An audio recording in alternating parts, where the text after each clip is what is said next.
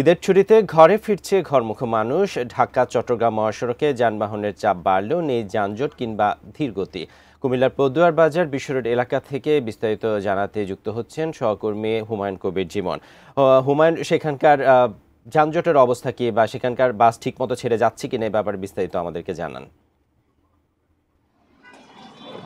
মান্না, আপনাকে ধন্যবাদ জানাচ্ছি। সেই সাথে যদি আমি কুমিল্লা ঢাকা চট্টগ্রাম মহাসড়কের বিষয় জানাই, আসলে যে আগামীকাল যে ঈদের যে প্রস্তুতি, সেই প্রস্তুতি কিন্তু আমরা দেখেছি যে মহাসড়ক কিন্তু একেবারেই এখন ফাঁকা বলা যেতে পারে। যে কুমিল্লার যে দাউদকান্দি থেকে কুমিল্লার 14 পর্যন্ত কোথাও এখনও কোনো যানজটের খবর কিন্তু আমরা পাই না, এবং আসলে বলা যেতে পারে যে স্বাভাবিকভাবে মহাসড়ক রয়েছে, এবং সেই সাথে কিন্তু যারা যাত্রী রয়েছেন তারা কিন্তু স্বস্তিতে বাড়ি ফিরছেন, এবং যারা পরিবার প্রিয়জনের সাথে ঈদ করার জন্য তারা বাড়ি ফিরে যাচ্ছেন, এবং বলা যেতে পারে যে যানবাহনের চাপটাও কিছুটা কমে গেছে। এখানে ব্যক্তিগত গাড়ি এবং পণ্যবাহী গাড়ির সংখ্যাটা একটু বেশি দেখা যাচ্ছে, আমরা দেখতে পেয়েছি।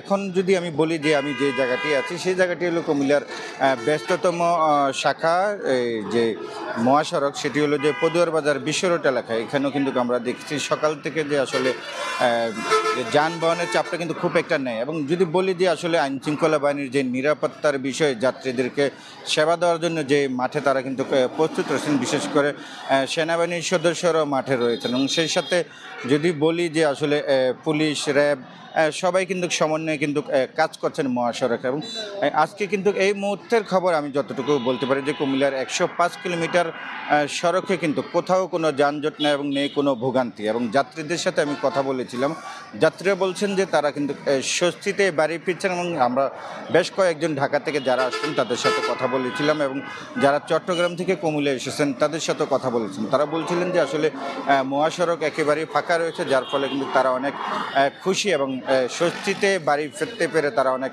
আনন্দিত। তো সব কিছু মিলে মহাসড়ক এখন বর্তমানে ফাঁকা রয়েছে। তো এই ছিল কুমিল্লা থেকে আমার কাছ থেকে সর্বশেষ। মান্না।